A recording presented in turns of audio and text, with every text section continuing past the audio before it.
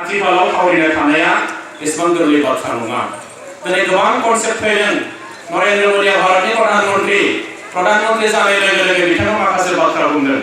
Clean India जानांगौ, skill India जानांगौ, digital India जानांगौ, स्मार्ट इन्डिया जानांगौ, बिनि उनाव बुंदों मेक इन इन्डिया जानांगौ।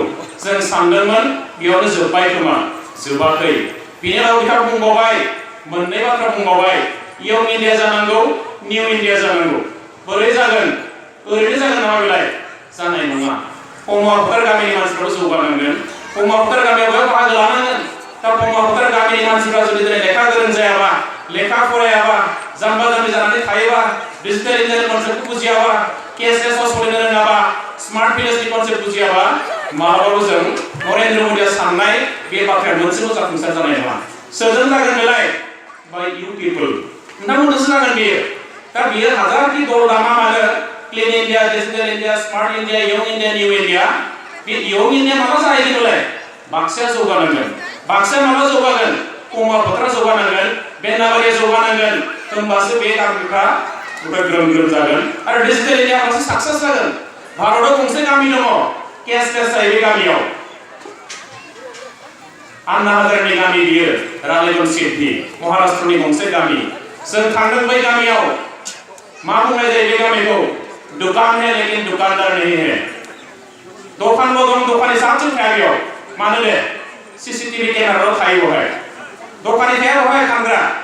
गासिबो मुवानि दामा लिरनो थाखाय बेबायदि लिस्ट बानायनानै आरो दालि 60 थाखा, थाव गोथां गुबै होनो नामा बेयाव? थाव गुबै मास्टार अइल। बे थाव गुबैया बेसेबां जागोन? लिटार वाइज 60, सुगार 40 rupees, milk litre wise 35 rupees. गासिबो लिरनायल' थागोन आरो बेयाव। नोंथाङा लाबोदो, मनायाव सोदो, कम्पिउटार हारसिं बिल बानायदो, सुट मेसिनाव क्रेडिट कार्डखौ डेबिट कार्डखौ बोनानै फैदो। सातबो दखानि थाया। खावनोथ' हाखाया, सीसीटीवी केमेरा थाखायो नङा होमबा? नोंथाङा मनायाव लानानै कम्पिउटार बिलखौ लानानै न'आव फैदो आरो। दिस is the digital village. Anna हाजारेनि गामि बियो। दा जोंना पमाफोर गामियाव माला बिदि जागोन? गोबां दहाय जों बिहामजोफोरखौ बिराद बाख्नायदों। गोबां बिहामजो दङ जोंनि गेजेराव, दाबो एटिएमआव फैसा दिहुननो रोङा। दंना गैया दे? गोबां मादै दङ, बेंकआव फैसा सोनांगौ आजिखालि केसलेसनो। बै माने बेंकनि अफिसारा बुंबाय, आजिखालि पैसा में काउंटाराव दलं, एटिएमआव धरा गावखौनि। रोङा दाना जोंना मादैया। आंना आइयाबो रोङा, आबैयाबो रोङा जोंना। दा माला जागोन बेयो? जानांगोन जेब्ला बै बिजाब बाख्रिया थिग जागोन। बे बिजाब बाख्रिया जेब्ला कम्पिउटार थागोन, बोराय बुरै सेंग्रा बेन्थ बेजों खोथा गैया। साफ्रोमबो जोंनिया बे पमाफोर गामिया लेखा गोरों जानांगोन। आरो जायफोर लेखा रोङा, कलेज इउनिभार्सिटि फरायनाय उन्दै उन्दै गथ'फ्रा जोंनि आबौखौबो फोरों, आबैखौबो फोरों, आइखौबो फोरों, मादैखौबो फोरों, आदैखौबो फोरों। आरो बिदि जुदि बयबो सोलोंलायोबा पमाफोर गामिया आदर्श भिलेज जागोन। दहाय बुंनाया आइडल भिलेज आरो आदर्श भिलेजआ बिदिसो जागोन। बयबो गोरों गोरा जानांगोन। दा बेखौनो खावलायदों, बिजाब बाख्रिखौ जोंहा जोथोन लानांगौ आरो बिजाब फरायनायनि थाखाय थांखि लानांगौ। रबिबार सानखालि बोराय जा बुरि जा बेलासिनि 3 रिंगायाव नैबे फिल्डआव बाहागो लाफैनांगौ आरो बेवहाय भिड जिरायनानै जायफ्रा लिरनो रोङा, फरायनो रोङा बिसोरखौ फरायनांगौ। कलेजाव फरायनाय फरायसाफ्रा फोरोंफैगोन आरो जों हाई स्कुलाव फरायनाय जोंना बैखौ माने फरायसाफ्रा फोरोंफैगोन। बे थासारिखौ बानायना ला, आं बेखौ खावलायबाय। आरो बे फरायनायनि थासारिया जोंनाव थानांगोन। आरो गंफ्रोमबो न'आव जाहाथे बिजाब थायो। जों बिजाबखौ बाया। गोबां जोंनि लाइमोन सेंग्रा सिख्ला आजिखालि बिजाब लिरो, टिचारफ्रा बिजाब लिरो, जोंना आइजोफ्राबो बिजाब लिरग्रा जाबाय। मैयासो बैया जोंना अराङाव आइजोफोरनि खन्थाइ मेल जारिनायाव जोबोद गोजोनथाव। बुरिफ्राबो खन्थाइ रोजाबफैदों, जोंना हिन्जावसाफ्रा फैदों। गोबां बिमाफ्राबो बेवहाय खन्थाइ माने गावनि खन्थाइ माने रनसायनायखौ बेवहाय बिथांमोना माने बेवहाय मा होदों? पाठ खालामफैदों, रिसाइट खालामफैदों बिथांमोना। दा बेयो बिराद गोग्गाथाव बाथ्रा। नाथाय बे लिरग्राफ्रा जेब्ला बाया, होमबाथ' बे लिरनो बागोन ना? दा बेखौनो बायनांगोन जोंनिया। फरायनाय हुदाखौ बानायनांगोन। आं मोनसे खोथा, सासे आसामिस लिरगिरिया मोनसे बाथ्रा बुंदोंमोन, जायनि न'आव बिजाब थाया बै न'खौ मा होनो? बियो खिरखि गैयै न' बादि आरो। माने जाय मानसि बिजाब फराया आरो खिरखि गैयै न' बादिनो, खिरखि गैयै माने दर गैयै न' बादि आरो बै सुबुङा जिहेतु बे लेखाखौनो बाया, बिनि न' जुदि लेखा गैयाबा बियोथ' ओरैनो ओरैबायदि बुजायनाय होदों बिथाङा, जे बेवहाय बाहेरानिफ्राय जि सोरां हाबनांगौ, बाहेरानिफ्राय जि गोजोनना हाबनांगौ, मालाबाबो बै न'खराव हाबनो हाया जादों। दा बेखायनो जों जेसे हागौ बिजाबखौ बायनांगोन फरायनांगोन जों आरो जाय सेंग्रा सिख्लाफ्रा आजिखालि नेट बाहायो इन्टारनेट बाहायो गुगल सार्च खालामो बिथांमोनाथ' दिनै अराय सम माने गासिबो बुहुमाव मा सोलिगासिनो दङ बै जिनिसफोरखौ मिथिजोबनो हायो मानोना दिनैनि मुगाखौ बुंनाय जादों आईटी होननानै बुङो इनफरमेशन टेक्नोलॉजी आईसीटी होननानै दिनै कर्स फैदों इनफरमेशन एंड कम्युनिकेशन टेक्नोलॉजी जाय जेसेबां रोङो बिथाङासो जायनाव जेसेबां इनफरमेशन थायो बेखौसो लेखा गोरों होनो नोंथाङा 20 बोसोर सिगाङाव बिए पास जादोंमोन 50 बोसोर सिगाङाव नोंथाङा बिए पास जादोंमोन बै मानसिया जुदि फरायनायखौ दिनै दोनथ'बायब्ला बेखौ लेखा गोरों होना मालाबाबो नोंथाङा बेसेबां आप टु डेट बेखौसो लेखा गोरों होनगोन दिनै बुहुमाव मा सोलिगासिनो दं 1 घन्टा सिगाङाव मा सोलिदों 2 घन्टा सिगाङाव मा सोलियामोन बे बोसोरसेयाव मा जानो थांगासिनो दं बै इनफरमेशना जेब्ला जायनि मानसिनाव थागोन बेखौ बयनिख्रुइ बांसिन गोरों होनो दिनैनि मुगायाव महात्मा गान्धीया 1948 आव मोनसे कर्स लिरना गालांदों बिथाङा ओरैबायदि मोनसे बाथ्रा लिरलांदों आरो बे लिरनायनि बिथाङा 15 दिनसो उनावनो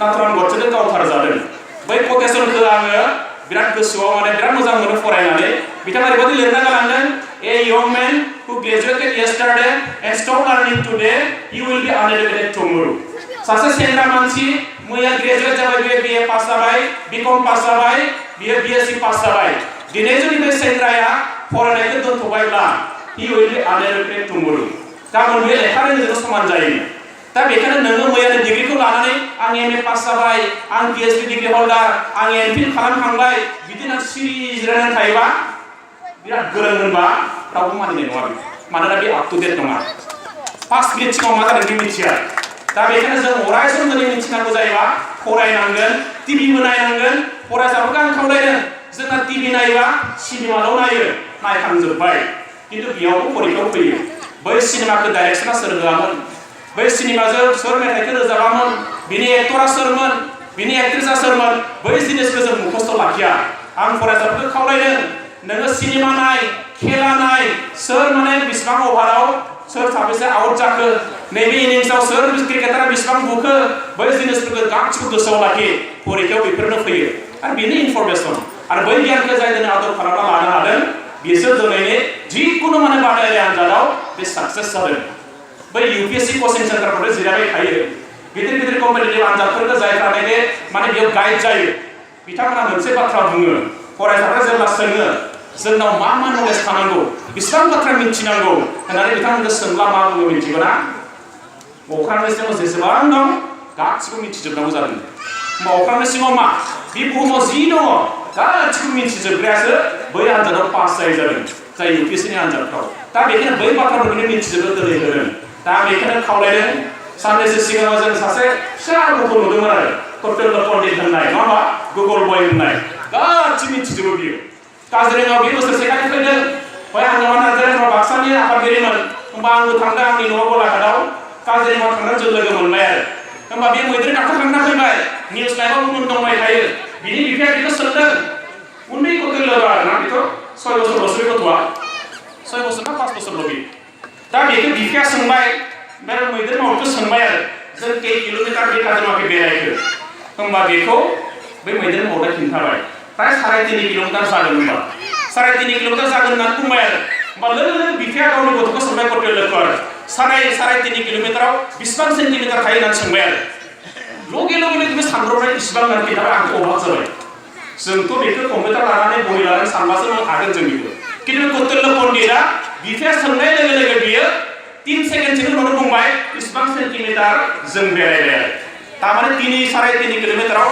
बेसेबां सेन्टिमिटार जायो बेखौबो बियो 2 सेकेन्ड उनावनो बुंनो हायो मानो बेखौ सोर खालामदों कौटिल्य पण्डितआ नङा बिफाया बिमाया सोंनानै ओरैबायदि ब्रेनखौ स्पिडआव खारहोबाय उपाय गैया दिनै बेहा बेबादि अबस्था दा जिखियानो जाया मानो आं बिजाब फरायनायजों सोमोन्दो लाखिनानै आं जास्ट बेखिनि बाथ्राखौल' बुंदों बयबो बिजाब फरायनाय हुदाखौ बाराय बिमा बिफाया फरायनो रोङा जानो हागौ सोलोंनायाव खुनु बाधा गैया सोलोंनो हायो जों दिनै सोरबा सोरबा सानैसो कम्पिउटार रोङा लाजिनो नाङा बोराय बोसोरबा कम्पिउटार सोलोंनो आरो जुगानो बिदिनो नङा होमबा जि जुगाव जि दाबो नों मबाइल रिसार्ज खालामनो थाखाय बै मेदाखाराव थांनांगौ जानाय नङा न'आवनो रिसार्ज जानांगोन बियो टिभि रिसार्ज खालामनो मालाबा बेसे फैसा नांलायो जोंना रिसार्जआ बेनो जोबनानै दं आंहा सिरियालखौ नायथारनांगौ नङा होमबा कुम कुम भाइखौ नायनांगौ आंहा मानो रिसार्ज खालामफै नोंलाय होननानै फिसाइखौ रायबाय थायो फिसे सिबाय रोंबासो बे नङा होमबा रोंबाथ' मबाइलजोंनो बे बिराद रिसार्ज खालामगौमोन ना एकाउन्टावबो फैसा दं किन्तु बियो पेटिएमबो बाहायनो रोङा बेंक पेबो बाहायनो रोङा बियो इउसि माने ब्राउजारफोरखौ बाहायनो रोङा होमबा मा खालामनो बेलाय